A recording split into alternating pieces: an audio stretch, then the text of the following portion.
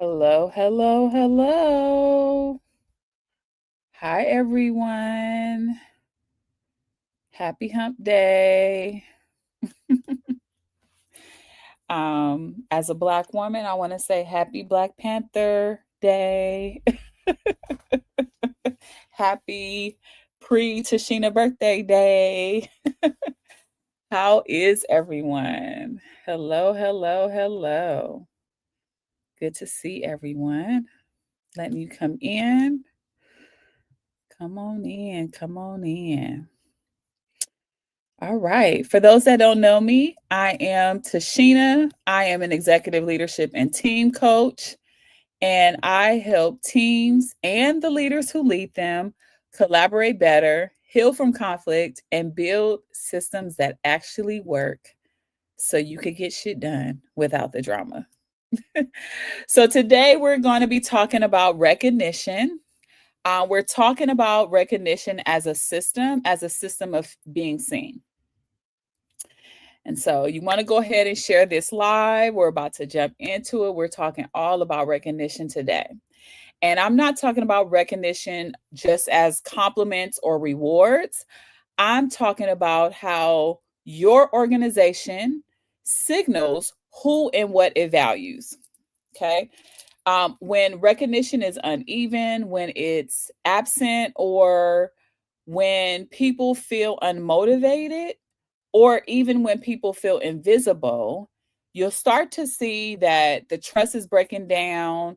People aren't as engaged as they used to. And your system literally starts to like break down into pieces. And so I've been on a mission with the systems that make teams work. I've been coming live pretty much every day. Today is day 18. And today we're going to talk about why recognition fulfills a basic human need, how inequitable recognition shows up in organizations. So you're wondering if you are one of those leaders and you're trying to figure out how to recognize your people and some of the flaws in some of the decisions we make with recognition. This is your live to be listening to, and please share it to other leaders who may be interested. And then the last thing is, how do we design systems where everyone feels seen, not just the loudest or the most visible voices? Okay. So that's what we're unpacking today. So go ahead and share this live. Feel free to comment, feel free to share, ask questions while we are on this live. I welcome it and I'll try to keep up. All right. So let's dive in. And let me say this up front because I have to say this. Recognition is not about ego. I talked a lot about ego yesterday, and I'm saying today, recognition is not about ego. It truly, at the most basic, deepest space, is about belonging, because humans are wired to want to be seen, valued, and acknowledged. And it's how we know that we matter, it's how we stay connected to others, and it's how we trust that our contribution can make a difference. Psychologists identify five basic needs that recognition helps to meet. Five: safety, I know my effort is noticed. Belonging, I know I'm part of something. Significance, I know that what I do matters.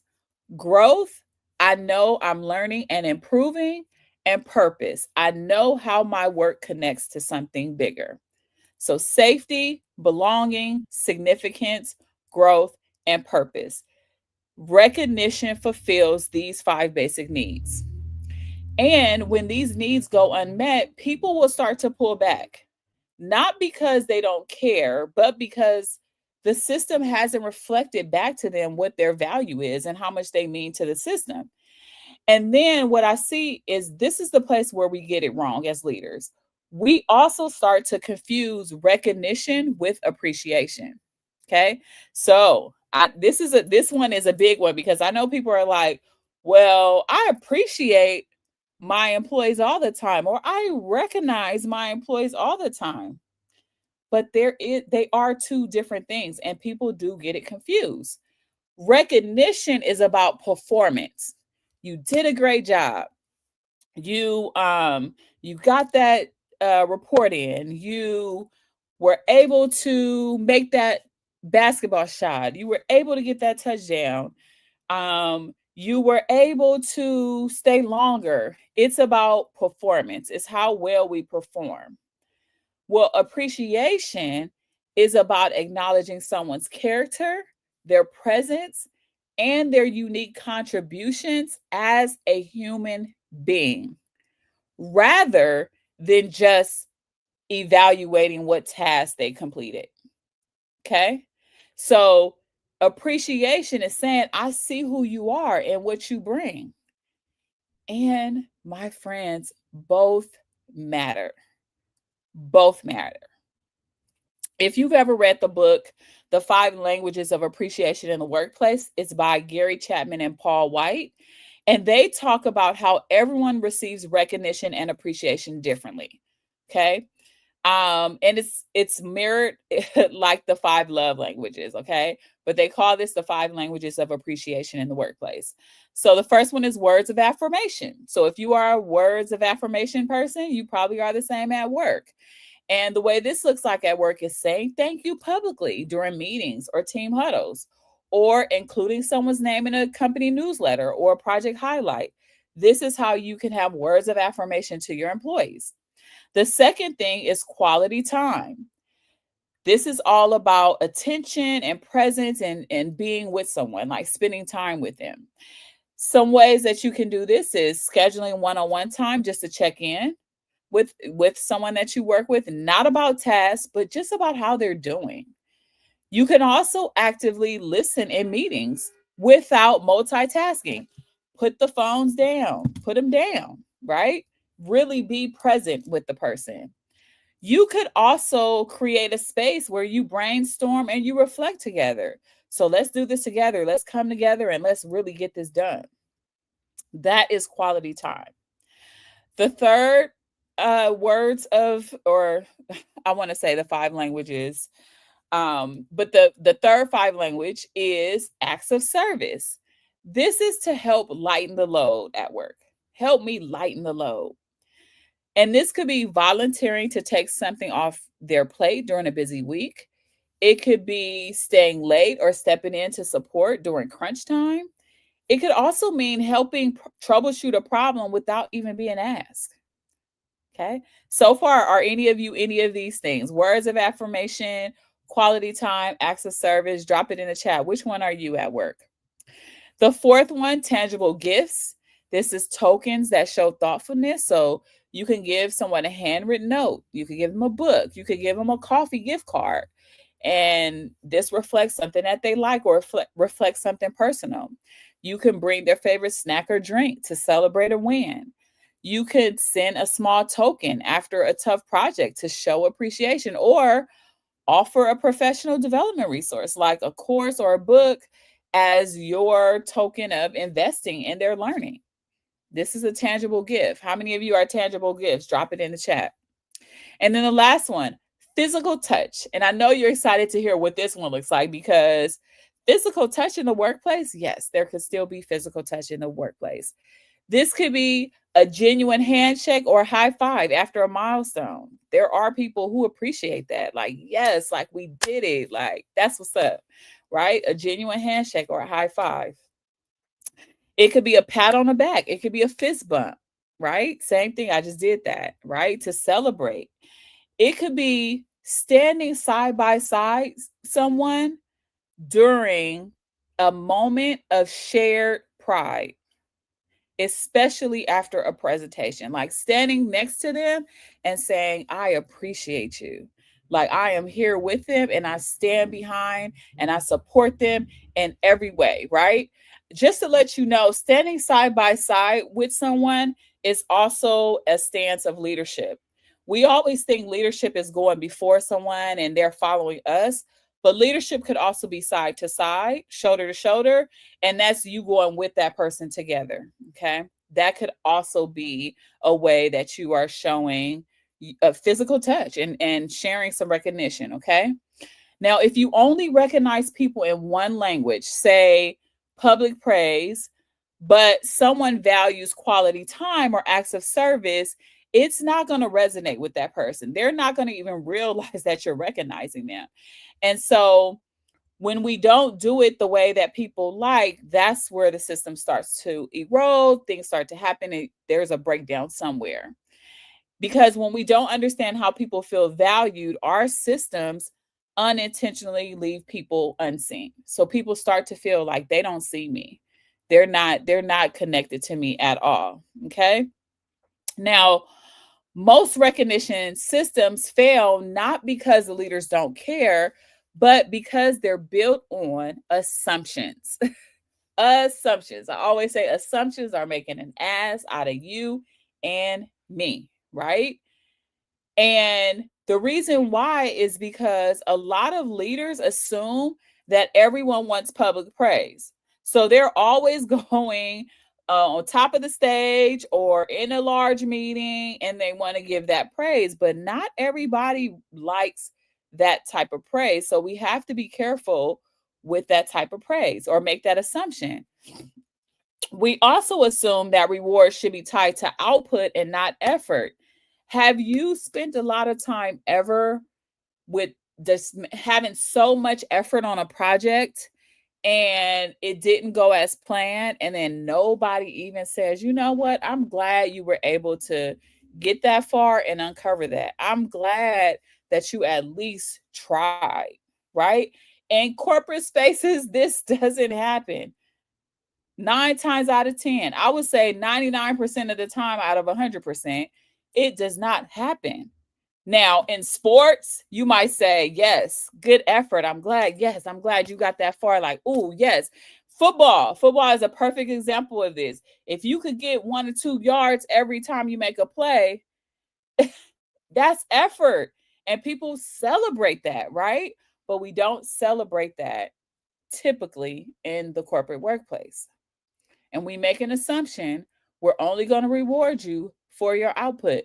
Someone put in the chat, when is the last time on your annual review you had in there that you got a bump up for the effort that you make? Put it in the chat if that's you, okay? Even if the people who are coming in and you watching this on replay, let me know. And then the third thing people assume, leaders assume, is that the loudest or most visible work is the most valuable, right? I've spent so many years of my career trying to figure out how to be more loud and proud, how to be seen more, how to show that I'm doing something.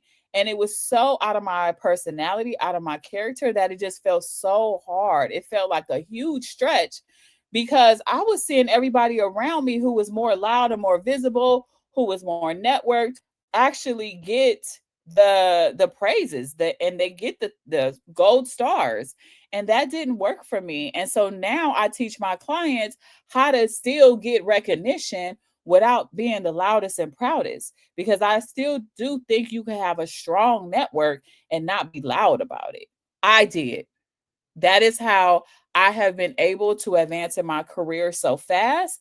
It's why I have been able to have the opportunities that I have, not because I was loud, but because I still had a strong network. And you can still do that even as an introvert, okay? Now, because of these assumptions, it means and it tells us that inequity lives in our recognition systems. It does. If inequity lives in other parts of your organization, of course it's going to live in recognition as well. And the way that this shows up is who gets recognized first or most. And if you're looking at that, you know that there's some level of power happening. There's some level of identity happening. There's also something about proximity, right? So the person with the most power, the person who looks more like me, or the person who is more close to me, who I have more access to. Those typically are inequitable ways of recognition that happen in our workplaces. I want you to validate me on this. Like, check it out. Go and do a reflection. Look at your organization. Look at who gets rewarded. Okay. Tell me I'm lying. I know I'm not. You would also see, because of this, the same names that show up in the shout outs and the awards. Like, man, I've been in meetings where I'm like, dang, they gonna get an award again? Dang, they always choosing them. Like nobody else, right? I felt that way. I have been in that place. I've sat in that seat. The quiet contributors, the people who are more emotional caretakers, like the administrative assistants, or the ones that hold the culture together often go unseen. And that's not accidental. It's not accidental because our systems were designed to reward visibility and not contribution. So, what that means is that women, especially women of color, are often praised for being helpful, but not for leading or innovating. Y'all, this one, as I was like coming up with my outline and like really just thinking about recognition, this right here, I'm telling you, I have always been the star student for being helpful. Always. And it was not until I started to understand leadership that I took on the identity that I'm a leader regardless of what anybody else says. And I don't necessarily need anybody to validate me. But I realized in corporate systems, women of color, they don't always get the stars for you're a great leader or, oh, you came up with this great idea. Y'all, after I got my master's degree and I brought things back to work, I didn't always get the recognition for, oh, yes, like these are some good things that are amazing, like great bringing this stuff back. It was like, oh, thanks for being helpful. That's how it is for women of color a lot of the time. The other thing is introverts. I'm also an introvert, right? So introverts are people who need to time to think deeply, who prefer reflection. They rarely get seen in fast-paced environments because it's like, oh, they're taking too long to come up with their ideas. They're taking too long to speak, or they don't seem like they are paying attention. They don't seem like they are wanting to be here. All these assumptions start to come out because they are just deep thinkers. They're introverts, right? I've been in this place. I've also been in this next one, which is a support role. We're talking about the admin staff. This also goes for operation staffs or HR staff, where you're holding everything together, but you don't necessarily get credit because your work is invisible. My administrative assistants, my operations individuals, my HR leaders, put it in the chat. If you have ever been the person who has had a hard time quantifying exactly what you do, right? Because a lot of the things you do is in the back. And so people don't even realize it's you who was able to make that report or that project go through or to be executed or ensuring people have lunch when they have to work through lunch. Like all of these things, right? Or walking a manager through a hard or difficult conversation, right? And now they are great with their boss or they're great with that person, but you rarely get the credit for actually being the one to like role play with them. The work is invisible, right? And so the system doesn't recognize these people. And because of that, now you got the message that some people matter more than others, and that it's not a motivation issue. It's that the system has been designed to not really recognize the people who are doing things in the back, who are more quiet, or who may not look like the majority in the organization. Okay. Share this live if you're here. Share it with someone, even if you're watching this on replay. Please do me a favor, click share to your networks so people can see this. I think a lot of people need to see, how do we get seen in our workplaces and what does it matter? I mean, what does it mean between recognition and appreciation? And what does that look like? How can we create more equitable environments where people always feel seen? Okay. All right. So, how do we fix inequitable recognition? We first have to stop treating recognition like it's a perk. Like, oh, yeah, like this is a special thing. Like, you really have to do something great for me to give you recognition. We have to stop treating it, and we have to start designing for it like it's a process. Okay? We have to start designing for it like it's a part of our system. Okay? So I'm about to give you 4 ways that you can do this, 4 ways that you can design for it. So the first thing is to build recognition into the system, not into the calendar. Build recognition into the system, not the calendar. So let's not make recognition like this quarterly campaign and people only get the recognition at certain points of the year. Now, there are instances that needs to happen, like your annual reviews or bonuses. Some people do first half, second half type of rewards, special kind of events to reward those top employees. Yes. But I'm talking about the day to day recognition. Let's not just make this quarterly. Let's integrate it into our meetings. Let's integrate it into our retrospectives. Let's integrate it into our one on ones. We should always be finding the opportunities where we can recognize people. For instance, you can start every meeting this week, the rest of the whatever meetings you have, and ask the question, who made your work easier this week? That could be your check in question. Who made your work easier this week? What a way to give recognition. I know sometimes when I'm doing coaching sessions with teams, in our checkout, I would say, give somebody recognition who you saw stand out in this session, or somebody that you want to recognize for saying something bold, or somebody who just made this meeting better for you. Give them a shout out. People, I guarantee you, people are not going to stay quiet. They're going to find somebody in that room to give a shout out to. So you can try this. This is an easy, low lift way to give recognition. That one question is going to distribute recognition across the team. It truly is, right? So try that.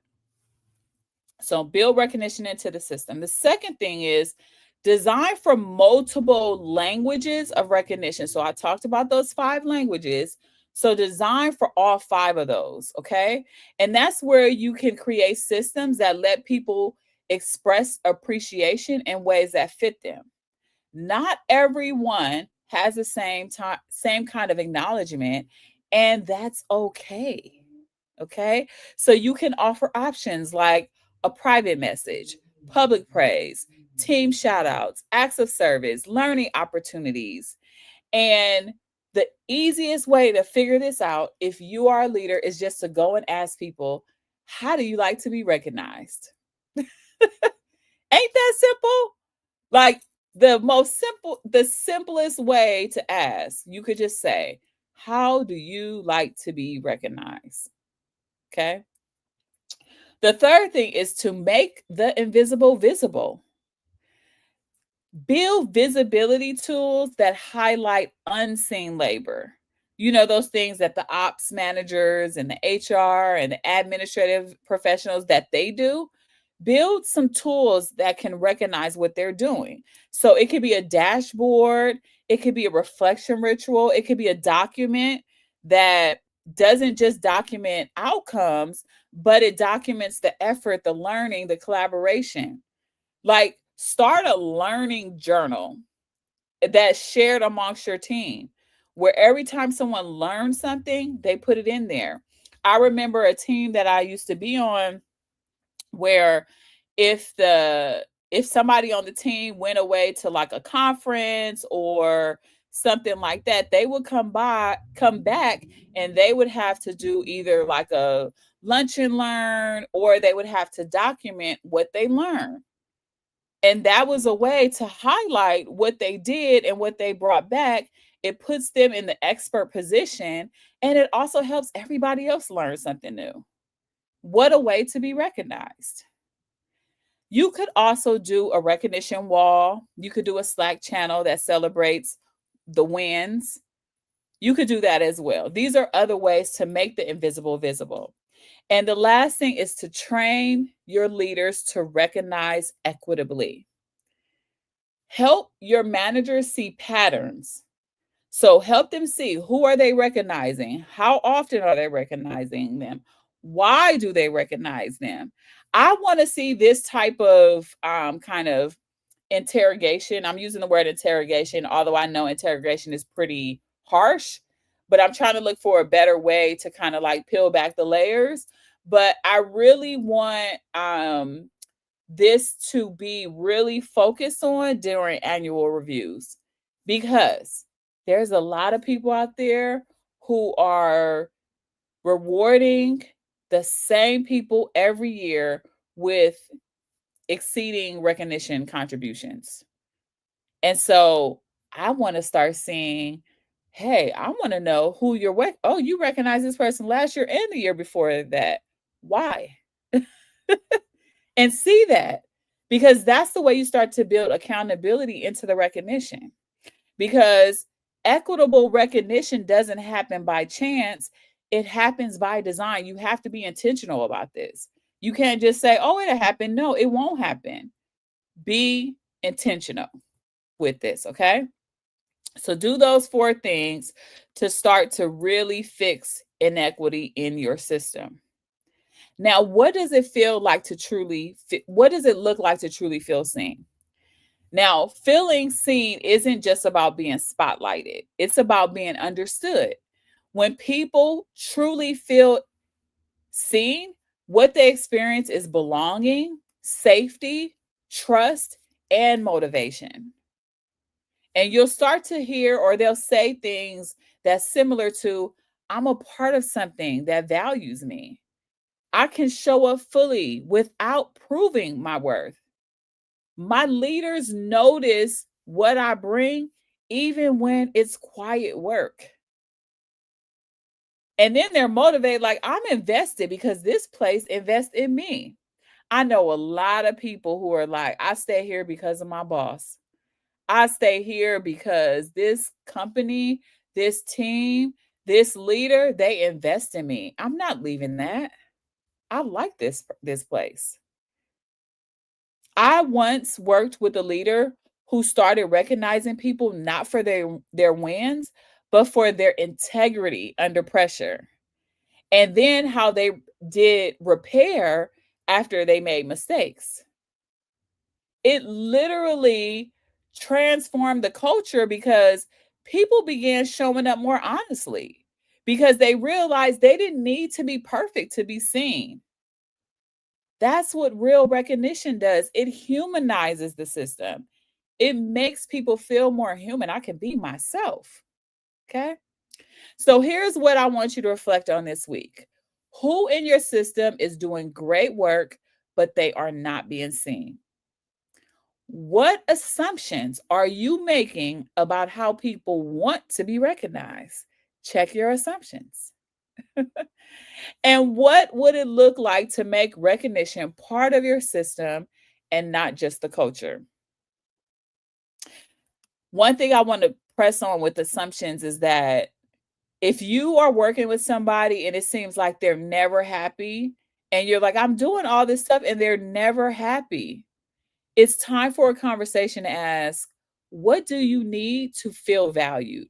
What do you need to feel seen? And have that conversation. Okay. Because that is important. Because we make an assumption that we do this and we do that, they should be happy. But that's not always the case. It's probably because you're not speaking their language of what they really like. Recognition isn't about handing out praise. It's not like Oprah Winfrey, where it's like, you get a car, you get a car, you get a car. It's not like that.